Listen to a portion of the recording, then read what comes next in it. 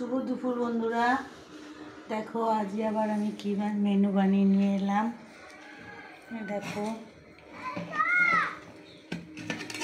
ভাত,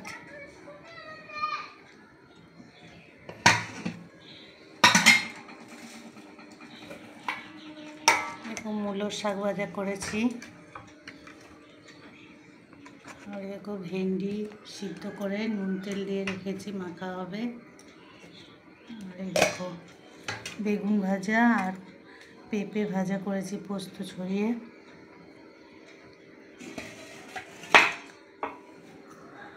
আর দেখো আলু ফুলকপি পনির দিয়ে তরকারি, নিরামিষ তরকারি। কালকে বলেছি আমাদের পাশে ছট পুজো হচ্ছে, ওই জন্য আমরা এখন নিরামিষই খাচ্ছি। এইটাই হয়েছে আমাদের দুপুরের মেনু। রান্নাগুলো কেমন হয়েছে আবার তাহলে পরে দেখা হবে তোমাদের সাথে। টাটা।